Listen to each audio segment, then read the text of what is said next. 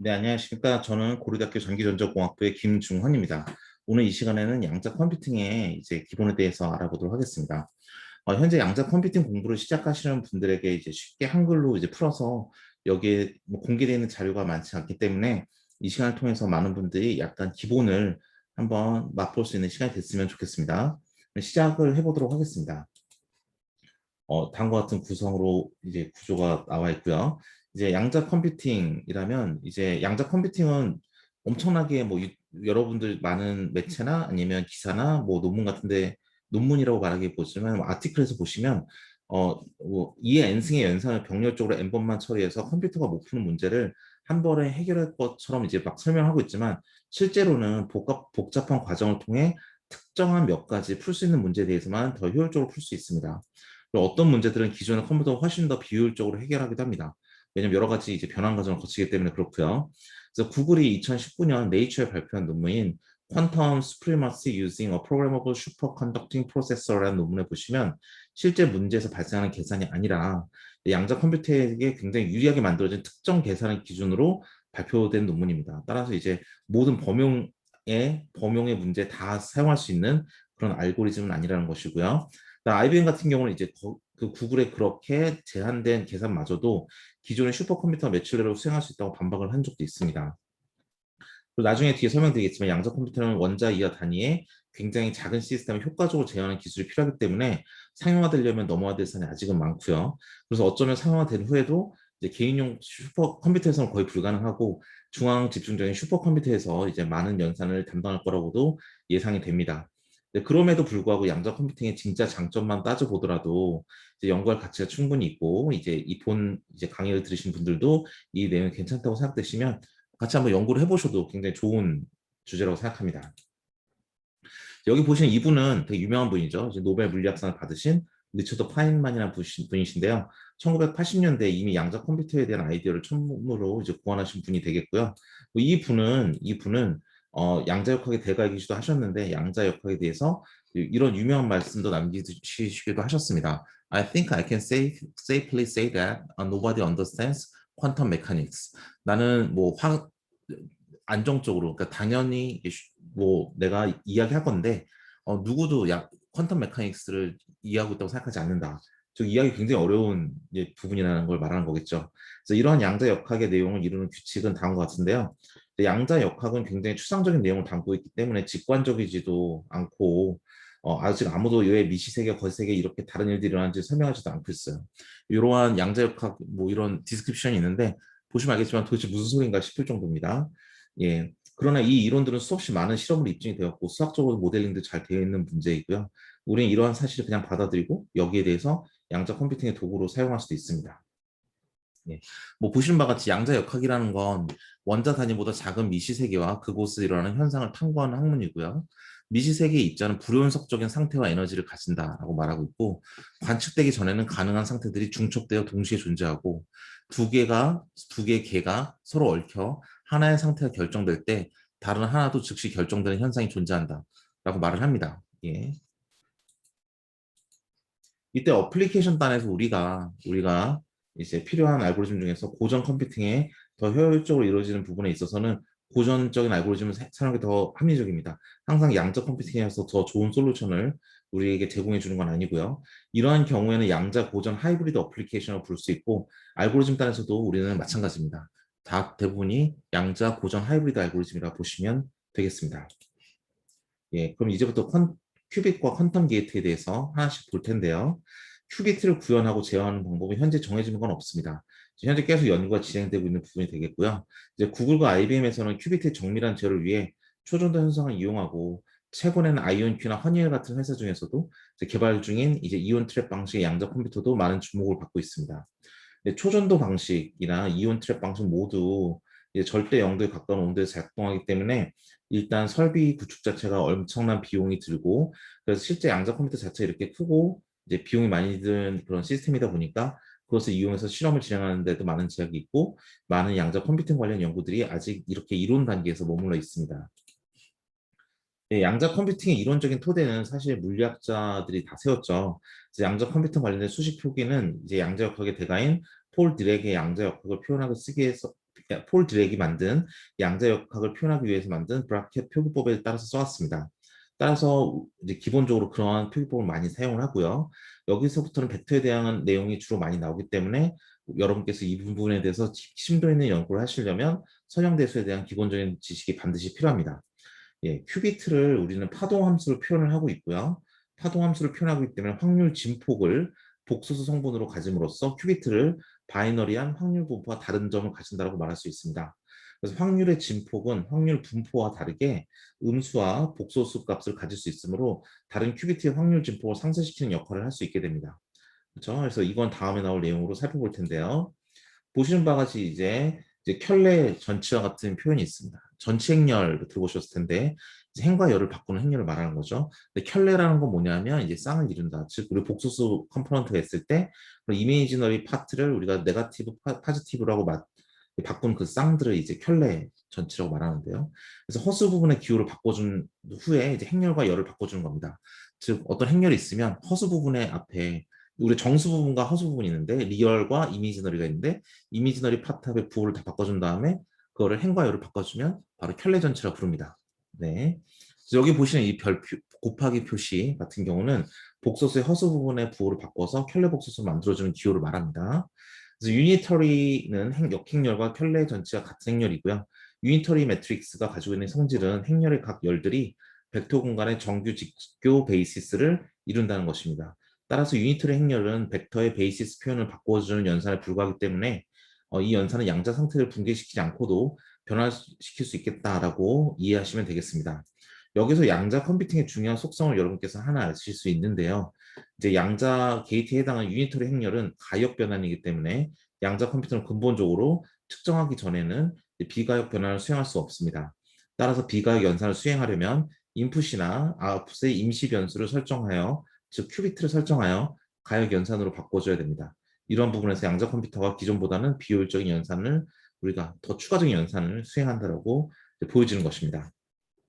그래서 보시는 이제 낸드 게이트가 나오는데요. 낸드 게이트는 이제 not and를 의미합니다. 즉 비트 두 개를 넣어서 둘 다 1이면 0이고 나머지는 1이면 0이고 나머지는 1을 추적한 연산자인데 여기에 같은 비트 두 개를 넣게 되면 단일 비트에 대한 not 기능을 수행할 수 있고 그럼 not nand로 이제 and나 not이나 뭐 이런 모든 논리 연산을 이제 낸드 연산자 하나로 만들 수 있게 됩니다. 큐비트는 비트보다 좀 더 복잡하니까 더 많은 기본 연산자를 필요로 하는데요.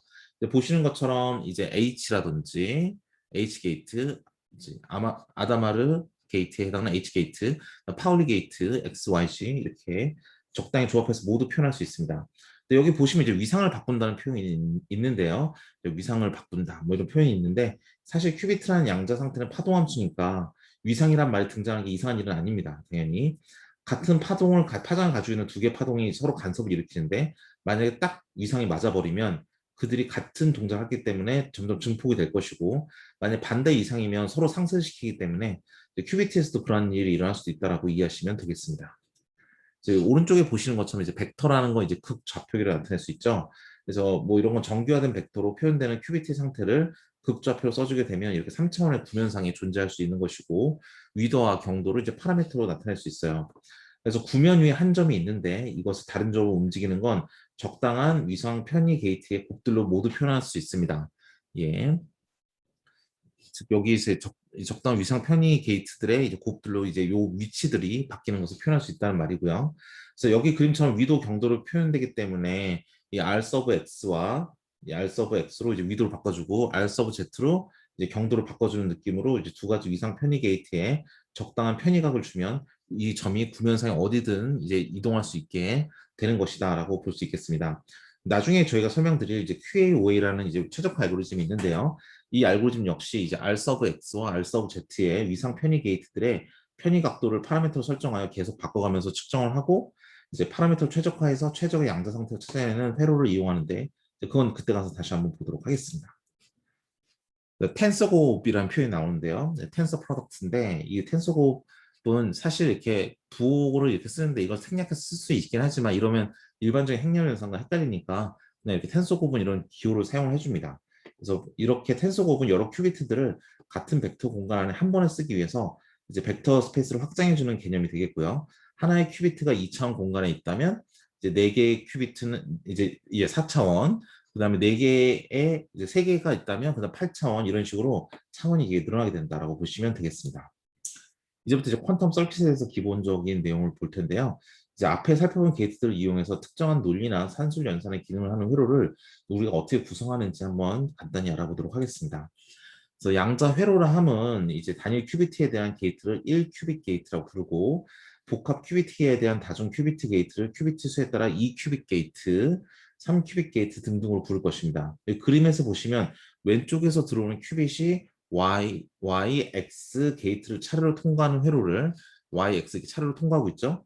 통과하는 회로를 XY로 표현을 하게 되는데 이렇게 식을 표시할 때에는 이제 큐빗의 초기 상태에 뒤쪽 행렬부터 앞쪽으로 가는 순서대로 곱해줘야 되기 때문에 회로상 표시된 것과 순서를 반대대로 표시해드려야 되겠죠. 이렇게 해야 Y 먼저 어플라이하고 X 나중에 어플라이하니까 그렇습니다. 아래 그림의 텐서곡으로 표현된 다중 큐비트 게이트는 이제 여기 텐서곡으로 표현된 다중 큐비트 게이트는 실제 회로상에선 텐서곡 표시 대신에 단일 게이트 위아래로 놓거나 아니면 선으로 연결해서 표시를 하기도 합니다. 그래서 보시는 것처럼 이미 동그라미 십자가 모양을 써놓은 게이트는 X 게이트입니다. X 게이트고요. 이제 뭐 이런 거 X 게이트, X 게이트고 또 반원의 화살표 모양은 측정 게이트를 의미합니다. 반원은 이거 측정 게이트를 의미하고요. 측정 게이트에서는 양자 상태가 붕괴되며 기저 상태를 측정하게 됩니다. 즉 베이시스를 측정하게 되고요. 측정 결과 옆에 초록색 네모 보시는 이 써 있는 것들은 측정 결과를 표시해주는 가상의 디스플레이입니다. 그래서 O는 이제 1을 측정했다는 의미가 되겠고 오프는 이제 0을 측정했다는 의미가 되겠습니다.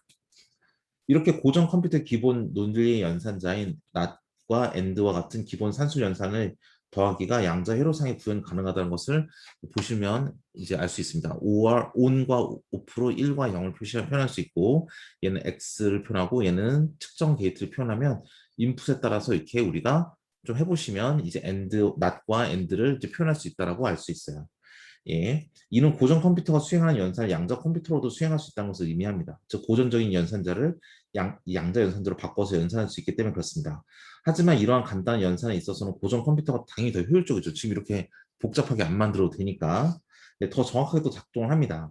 더하기 연산, AND 연산에 사용되는 뭐 여러 가지 게이트들은 실제 양자 컴퓨터에서 구현될 때 3큐비트를 제어하는 복잡한 제어 과정이 포함되는 것도 있습니다. 그래서 현재 기술상에 이제 오류가 무시할 수 없는 비율인 한 1% 정도로 발생하는 그런 경우도 이제 특정 게이트에서 발생합니다. 이런 현실적인 부분에 대해서도 이제 한번 볼 텐데요. 보시면 양자 회로 구성 비용이라는 이름으로 나와 있습니다. 전에 설명드린 것처럼 게이트 구성에 있어서 현실적인 제약 조건과 정확도 등을 고려했을 때 1큐빗의 비용을 1이라고 한다면 2큐빗은 10, 3큐빗은 69, 뭐 이런 식, 4큐빗은 223 등으로 매우 커지게 됩니다. 따라서 예시를 든 회로에서는 이제 Z 게이트 같은 것들 모두 빼버린다고 하더라도 같은 기능을 하게 될 것입니다. 그래서 여기 양자 회로를 보시면 여기서 이제 두 회로가 이제 같은 기능을 하는 것에 대해서 간단히 설명하는 건데요. 뭐 두 번째 그림에서 세 번째 토플리 게이트, 그러니까 세 번째 토플리 게이트 같은 경우는 다섯 번째 줄의 임시 변수를 초기화해주는 역할을 합니다. 이런 것을 초기화해주는 역할을 하는 것이고요.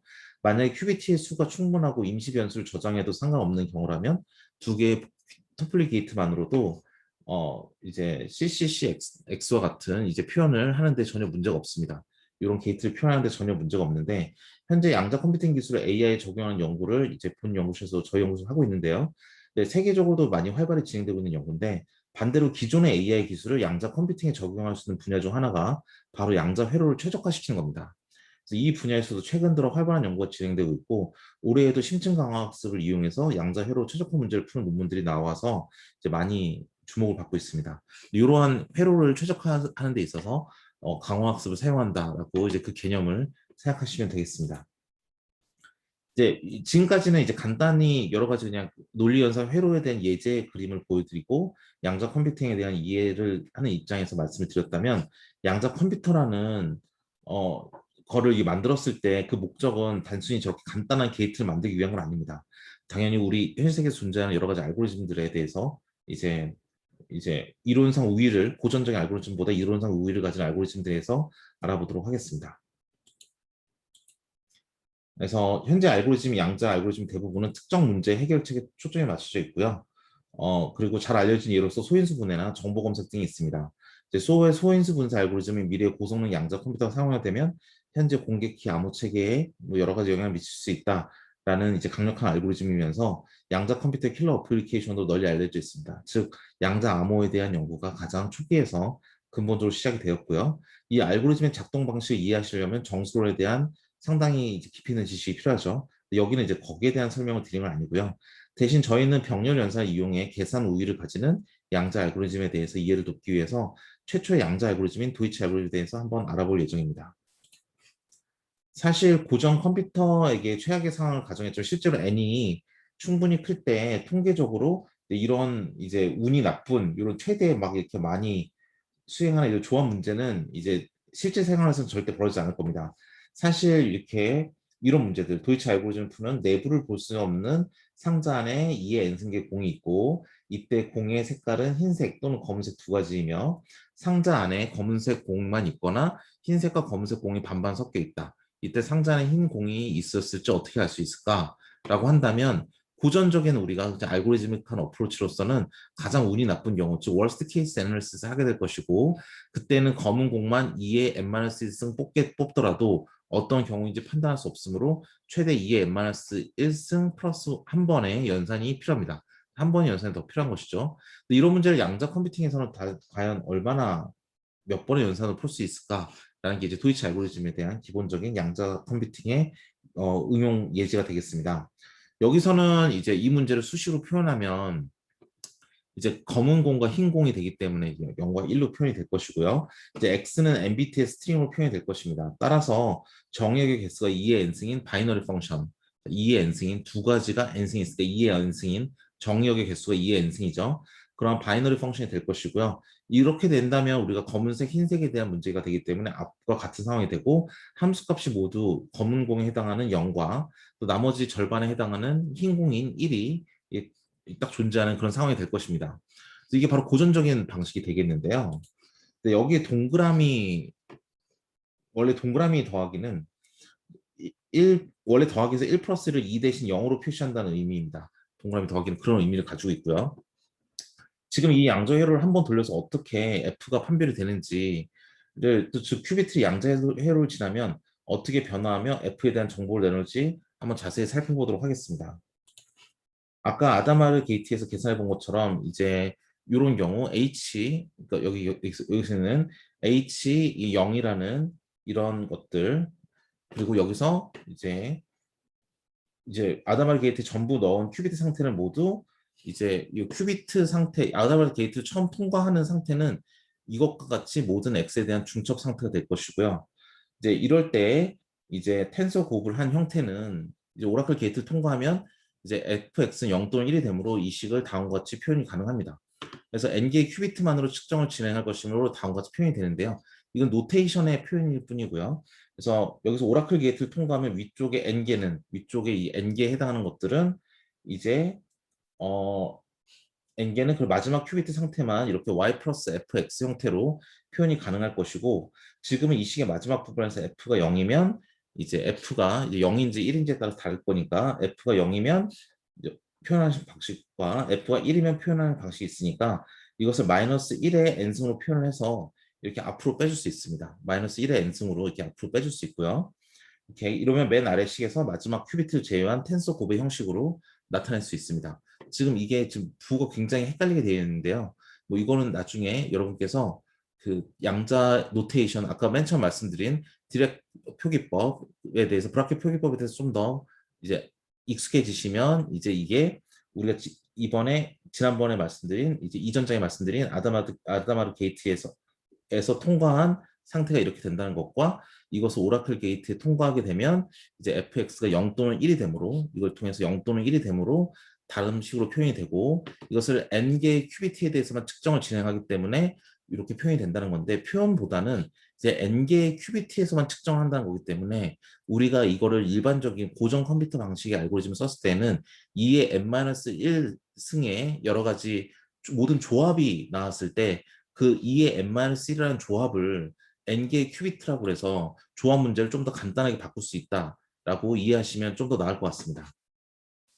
그래서 마지막 아다마르 게이트 통과하는 연산은 지금의 복잡한 중첩 상태의 또 다른 이제 중첩 연산을 계속 가해주는 것이죠. 뭐 어떠한 중첩 연산 표현을 했다가 그 표현에서 아다마르 게이트를 통과하게 되면 또 다른 이런 표현으로 바뀌게 되고 굉장히 복잡한 관계식으로 결과식이 나간다는 정도만 일단 알아두시면 되는 것이고요.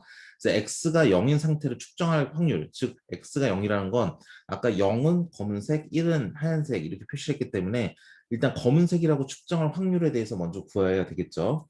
그래서 모든 큐빗이 0, 이제 x는 0, 즉 모든 큐빗이 0을 나타낼 확률은 이 대괄호 안에다가 y에 0을 넣고 계산해서 제곱해 주면 되는 것이고 이제 f 값이 모두 같으면 저 시그마는 전부 1, 이 시그마는 전부 1 또는 마이너스 1이니까 더하면 플러스 마이너스 2의 n승이 될 거고 그걸 2의 n승으로 나눠주면 또 제곱하면 2의 n승으로 나눠주면 플러스 1 또는 마이너스 1이 될 것이고 그것을 또 이 절대값을 씌워서 제곱시켜주면 이제 1이 값이 될 것입니다. 반대로 f 값의 절반은 1, 절반은 0이면 즉 우리가 그 공이 검은 공이 0, 흰 공이 1일 때 절반은 1, 절반 0이면 시그마 계산은 이제 0, 이제 0이 될 것이고 그럼 볼 것도 없이 확률은 0이 되겠죠. 따라서 논리적으로 0만 출력이 되면 무조건 상수함수, 0 또는 1이니까 1이 하나라도 출력되면 균등함수라는 결론에 이제 도달하게 되는 겁니다. 네, 이렇게 결론을 이렇게 쭉 이제 표현을 해봤는데요. 이제 우리가 이제 구하고자 하는 이제 함수가 상수함수일 경우에 마지막 큐비트의 상태는 x는 0에서 이제 보강 간섭을 일으켜 확률을 1로 만들고 균등 함수일 경우는 상쇄 간섭을 일으켜서 확률을 0으로 만듭니다. 말씀드렸듯이 우리가 큐비트의 상태를 파동 함수로 나타낼 수 있기 때문에 이 파동의 이런 모양이 쉐이프가 중첩이 돼버리면 증폭이 일어나게 되고 파동이 거꾸로 돌아가게 되면 상쇄를 일으키기 때문에 이게 파동 큐비트 상태로 파동을 표현 때문에 이렇게 되는 것이고요. 이러한 알고리즘 설계는 중첩이 가능한 파동 함수에 표현되는 큐비트의 성질이 있기 때문에 그렇습니다. 그런 성질이 없다면 이렇게 복잡한 이제 연산이 불가능한 것이고요. 도이치 알고리즘이라는 것은 고전 알고리즘 대비 지수 함수적으로 뛰어난 최초의 알고리즘입니다. 예를 들어서 고전 함수는 2의 n-1승에서 플러스 1을 한 것만큼의 우리 서치 스페이스를 가졌지만 지금 n번만으로 우리가 서치를 할 수 있기 때문에 좀 더 이제 나은 성능을 보인다고 말씀하는 것이죠. 말씀드릴 수 있는 것이죠. 그러나 이러한 문제 설정은 실제에서 이제 발생하는 설정은 아니고요. 실용성은 좀 떨어지는 면은 있습니다. 또한 소인수분해 문제를 해결하는 이제 슈어 알고리즘이 굉장히 유명한데 제일 유명한데 이런 경우 실용성 굉장히 높아요. 소인수분해가 암호학에서 기본이 되기 때문에 그렇습니다. 하지만 많은 큐비트와 고비용의 양자 회로를 사용합니다. 따라서 구현이 좀 어렵다는 단점은 있습니다. 지금은 뭐 간단하진 않지만 일반적으로 익숙한 수식을 사용해서 우리가 문제를 솔루션을 도출할 수 있는 경우였기 때문에 실용성은 떨어지지만 그냥 보기에 편한 예제가 되겠고 슈어 알고리즘 같은 소인수 분해는 실용성은 굉장히 높지만 게이트 설계는 좀 어려운 면이 있다는 걸 말씀드린 거고요. 이 다음에는 여러 문제에 적용이 가능하면서도 비교적 쉽게 구현이 되는 최신 알고리즘인 VQE와 QAO에 대해서 저희가 한번 보도록 하겠습니다. 현재 유의미한 양자 우위를 달성하기 위해서는 적게는 수천, 만개는 수만 개의 큐비트가 필요한 것으로 알려져 있지만 아직 우리 지금 현재 2021년 세계 최고의 양자 슈퍼컴퓨터도 수십 큐비트 수준에 머물러 있습니다. 또한 현재 기술로는 게이트 연산 처리 과정에서 발생하는 오류율도 1% 이상으로 오류를 보정하기 위해서 이제 오류를 좀 보정하기 힘든 특징이 있는 양자 컴퓨팅의 특성상 양자 우위를 달성에 이제 큰 걸림돌이 되고 있습니다.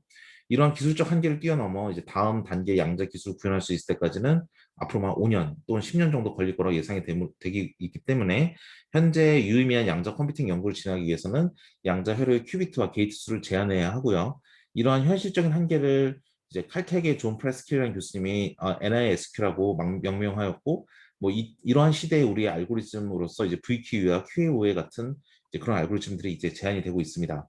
이런 알고리즘을 양자화학, 조합 최적화, 기계학습 이런 데 적용하는 것이 최근 양자 컴퓨팅 연구의 큰 흐름 중 하나입니다. 그래서 VQA부터 알아보게 되면요. 좀 어렵긴 하지만 이제 일단 양자역학에 대한 깊은 내용은 이제 여기에 대한 주제는 아니기 때문에 제외하고 뭐 슈레딩거 방정식에 대한 내용은 여기서 뭐 이런 것이 있구나. 양자 상태는 이런 규칙을 따라야 하는구나라고 알아두시고 넘어가도 될 것 같습니다. 여기에서는 이 시간 독립 슈레딩거 방정식을 양자 컴퓨팅의 관점에서 어떻게 풀어낼지 간단히 알아보도록 하겠습니다. 복잡한 분자의 고유 에너지와 고유 상태를 찾는 것은 이제 화학 쪽에서는 굉장히 중요한 문제라고 합니다. 특히 분자가 가장 안정 상태에서 여러 에너지를 찾아내는 것은 여러 분야에서 굉장히 유용하고요. 하지만 여러 변수에 대한 2차 편미분 방정식인 슈레딩거 방정식을 푸는 것은 굉장히 어렵기 때문에 대부분의 분자에 대해서 이런 고유 에너지를 찾는 것이 불가능하다고 이제 불가능에 가깝습니다. 그러나 양자 컴퓨팅 개발과 더불어 양자계의 시뮬레이션을 위한 알고리즘들이 개발되던 중 여러 가지 이제 성과가 나오게 되는데 그 중에 하나가 여기 보시는 2014년 네이처에 나온 이제 VQE 알고리즘이 되겠습니다. 이 알고리즘은 양자 고전 하이브리드 알고리즘입니다. 즉 고전 컴퓨팅 기법도 동시에 고려가 되고 있는 알고리즘이고요. 초기의 임의로 가정한 양자계의 에너지 기대값을 추정하는 작업, 즉 해밀토니안 측정을 양자 컴퓨터에서 진행하게 되고 이 과정을 통해서 얻은 스칼라 에너지의 기대값을 이제 고전 컴퓨터에서 받아 양자 회로의 파라미터를 수정해 양자 상태를 조금씩 바꾸어가면서 양자계의 에너지 기대값을 조금씩 낮춥니다. 이론상으로 이러한 과정을 무한히 반복하면 양자계의 에너지 기대값은 해밀토니안의 최소 고유 에너지로 수렴한다고 합니다. 그래서 네이처에 실린 이 네이처 2014년에 실린 이제 VQE 논문에 따르면 VQE를 이용해서 헬륨 수소 이온 분자에 대한 약 50회 정도의 회로를 반복해서 돌렸을 때 에너지 기대값이 이론적인 최소치에 가깝게 수렴한다라고 네이처 논문에서 말을 하고 있고요. 이 알고리즘의 또 다른 장점은 아까 말씀드린 NISQ 환경에서 작동한다는 것입니다. 즉 고전 컴퓨터가 분자 시뮬레이션을 위해서 분자의 자유도 m에 대해 m의 n승번의 연산을 수행해야 할 때 여기서 이제 지수승에 대한 조합에 대한 복잡도를 없앨 수 있기 때문에 우리가 n개의 큐비트에서 몇 가지 기본 게이트의 조합을 통해 해밀토니안 구성이 가능하므로 이제 폴리노미얼 타임 내에 낮은 오류율로 연산을 진행하게 됩니다. VQ는 사촌격인 이제 QAOA 기본적인 알고리즘을 공유하고 있기 때문에 이제 양자 회로의 구조와 파라미터 수정에 대한 구체적인 내용은 이제 QAOA 쪽에서 이제 간단하게 소개드리도록 하겠습니다. 지금 보시는 건 이제 QAOA라는 이름의 이제 퀀텀 어프로시메이션 옵티마이제이션 알고리즘으로서 양자 컴퓨팅 환경에서의 우리가 최적화 알고리즘이다라고 보시면 되겠습니다. 최적 근사 알고리즘이다 보시면 되겠습니다. 컴퓨터에서 일일이 계산해서 답을 찾을 수는 없지만 고전적인 알고리즘 중에서도 유전 알고리즘 같은 휴리스틱 알고리즘을 이용하거나 최근 기계학습을 이용해서 다양한 조합 최적화 문제들을 이제 해를 구하고 있습니다. QA5A도 마찬가지로 휴리스틱한 알고리즘입니다. 즉, 뭐 유전 알고리즘 이런 휴리스틱 알고리즘과 굉장히 그 궤를 같이 하고 있는데요. QA5A도 마찬가지로 휴리스틱한 근사 알고리즘이긴 하지만 QA를 적용 가능하다고 알려진 문제들에 대해서는 QA가 기존 휴리스틱보다 훨씬 좋은 성능을 가지고 있습니다. 사실 조합 최적화 문제가 모두 저런 식으로 생기라는 법은 없죠. 모두 이런 식으로 조합 최적화 문제가 생기는 건 아니지만 저렇게 생긴 조합 최적화 문제가 QA5를 풀기에 상당히 유리한 폼입니다. 대표적으로 이제 맥스컷 알고리즘이 있을 수 있고요. 맥스컷 문제는 그래프 분할에서 얼마나 많은 엣지를 끊느냐 하는 문제인데 각 엣지가 끊어지는지 여부를 조건으로 만들면 이렇게 생긴 목적식을 이제 쉽게 만들 수 있습니다. 다시 말해서 이제 어떠한 조합 최적화 문제를 QA5의 문제를 풀고 싶다고 한다면 목적식을 양자 회로에서 간단히 구현 가능한 해밀토니안 형태로 나타낼 수 있는 관건이 되고요. 맥스컨 문제가 이러한 조건을 잘 만족하는 것으로 알려져 있고 2014년에 QA5A가 처음 제시된 논문에서도 이 문제를 이제 QA5A에 적용을 했습니다. 자, 여기서는 이제 P라고 부르는 이제 QA5의 뎁스를 불리는 이제 파라미터 상수가 있습니다. 아까 VQE의 경우에서처럼 이론상 P가 무한히 커지면 100%에 가까운 최적화가 가능합니다. 반면 뎁스가 낮을수록 최적화율은 떨어지겠지만 양자 회로가 더 간단한 구조를 가지므로 양 알고리즘이 NISQ 환경에서 적은 오류율과 빠른 속도로 잘 동작할 것입니다. 따라서 주어진 상황에 따라 실험을 통해 적당한 뎁스를 찾아야 됩니다. 즉 서치 스페이스를 제한한다고 보시면 굉장히 이해가 쉬우실 것 같습니다. 뎁스가 낮으면 적은 수의 파라미터로 최적화를 진행해야 하기 때문에 어느 정도 러프한 어프로크시메이션이 될 수밖에 없지만 굉장히 깊은 뎁스에서는 더 작은 파라미터를 여러 개로 굉장히 정교하게 최적 알고리즘 상태를 찾아야 하기 때문에 이 컴퓨팅 환경에서 받쳐주는 만큼 최대한 높은 뎁스로 양자 회로를 돌리는 게 당연히 유리하겠죠. 이건 일반적인 휴리스틱에서도 마찬가지라고 보시면 되겠습니다. 이때 수렴점은 이론적으로 P에 따라서 정해진다고 합니다. 즉 P가 이제 굉장히 깊을 때, 낮을 때에 따라서 이제 수렴점은 거기에 따라서 다 당연히 달라지게 될 것이고요. 처음 QAOA가 소개된 논문에서는 P가 1이라는 값을 가지고 맥스컷 문제의 실험을 진행하였습니다. 그래서 그때는 이론적 수치가 한 70% 정도에서 우리가 그 옵티머를 수렴했다라고 알려져 있습니다. 지금 이제 Q 값을 높이면서 우리가 점점 최저값에 다가갈 수 있는 것이죠. 이제 컴퓨터에 따라서 성능에 따라서 QA 알고리즘이 스텝 바이 스텝 진행이 그렇게 되는 것입니다. 그래서 보시면 초기에 임의로 설정된 양자 상태와 양자 회로의 파라미터인 감마와 베타를 각각의 P개씩 준비를 하고요. 이제 주어진 문제 해밀토니안과 설정 파라미터를 이용해서 양자 회로에서 업데이트를 진행합니다. 그런데 이제 일반적인 휴리스틱과 마찬가지로 QA/OA 알고리즘도 이제 목적식에 수렴할 때까지 굉장히 이터레이션이 많이 들어가는 이터레이션 기반의 알고리즘이 되겠고요. 즉 2번과 4번이 계속 이터레이션이 돌게 될 텐데 그 중간에서 우리가 행해지는 연산은 업데이트된 양자 상태의 목적값을 여러 번 측정을 하고 가장 높은 값을 나타내는 방향으로 파라미터를 수정합니다. 즉 계속 양자 상태가 업데이트됨에 따라서 그 값을 가지고 있는 우리의 옵티마이제이션에 해야 될 목적식이 있는데 그 값이 변하겠죠. 그 파라미터 세팅에 따라서 그 값이 변할 텐데 그 값이 가장 높을 때를 나타내는 방향으로 파라미터를 계속 업데이트를 해가는 방향으로 이제 알고리즘이 이제 계속 수렴한다라고 보시면 되겠고, 따라서 이제 그라디언트 디센트 등의 고전 알고리즘에서 사용하는 방식에 굉장히 유사하다라고 보시면 되겠습니다. 자, 여기까지 해서 이제 기본적으로 양자 게이트에 대한 설명과 또 큐빗에 대한 설명, 그리고 양자 알고리즘에 대한 가장 기본적인 예제, 그래서 우리가 조합의 컴플렉시티를 우리가 좀 더 낮출 수 있었다라는 것과 이제 VQE와 QAA 같은 QA/OA 같은 가장 기본적인 옵티마이저에 대해서 간략한 소개를 드렸습니다. 30분 내에 소개하기는 굉장히 좀 어렵고 짧은 내용이긴 한데요. 이 동영상을 계속 반복해서 들으실 수 있는 기회가 있으시면 여러분께서 이제 그 유니터리 매트릭스부터 시작해서 노테이션들 보면서 쭉 선형대수적인 지식을 가지고 한번 따라 보시고 거기에 대해서 이제 게이트 설계에 대해서도 이해를 하시면 스텝 바이 스텝으로 슬라이드 넘어갈 때마다 제가 이제 당연하게 말씀드리고 넘어갔던 것에 대해서 이론적인 배경을 좀 더 탄탄히 하실 수 있을 것이고 그걸 기준으로 해서 여러분께서는 좀 더 나은 알고리즘을 설계하는데 부족함이 없을 겁니다. 이거는 이제 본 슬라이드를 구성하는데 참고한 자료들이 되겠습니다. 오늘 짧은 시간 어려운 내용 들어주시면 고생 많으셨고요. 이제 궁금한 거나 부족한 부분이 있다고 생각하시면 이쪽 URL로 들어가서 이메일 주시면 저희가 답변을 드리도록 하겠습니다. 예, 감사합니다.